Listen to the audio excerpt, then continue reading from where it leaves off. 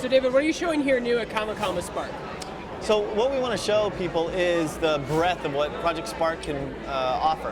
And we have Andy here actually playing the game right now. And this is in our editor mode. So what he's doing is just using the sculpting tools and riffing and creating a world for you.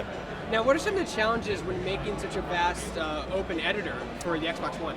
You know, because it's so open-ended, we don't know what people want to do.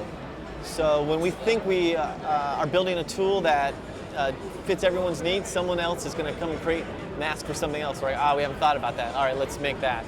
So it's really just trying to make sure we capture the ability to do everything people want to do.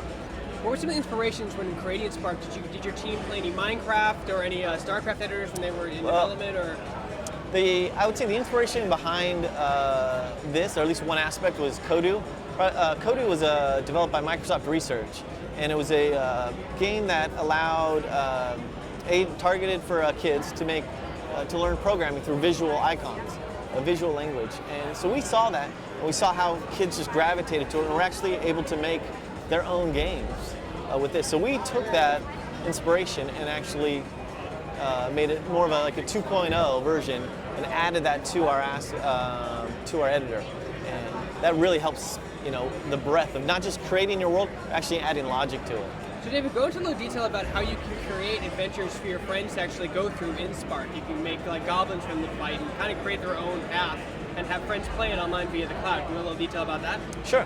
So there's different ways to start. You can start with a blank slate and just start adding and creating your world, kind of like what Andy's doing now. We have another mode called Crossroads that will actually walk you through step by step. Think of it more of like a choose your own adventure. It's like, okay, what kind of world do you want? Oh, you want it to be canyons. What kind of time of day? Then you can add that. So there's different ways to approach it, but where we're at right here is an empty world. And then you can add props. Props are houses, trees, ferns, objects to it. And then obviously enemies. To actually add life to it, to your game, it's very simple. We've got this language, it's based on the when do. So when this happens, do this. So there's a condition and an action. It's very approachable.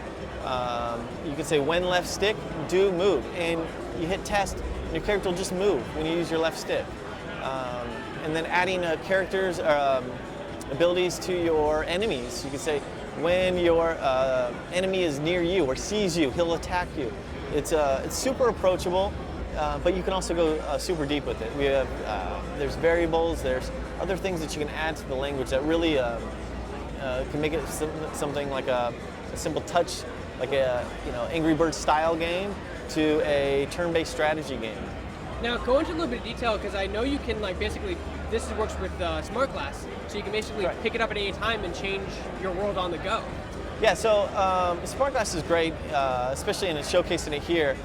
Like right now we've got it here running. It's not on this game, or it's not installed onto the Surface right here. It's actually being rendered on the Xbox One seamlessly, goes out to the cloud, comes back, and you're able to there. And then you can harness all the touch controls of our game on your Xbox One and be able to sculpt and everything. So it's really powerful to have that flexibility.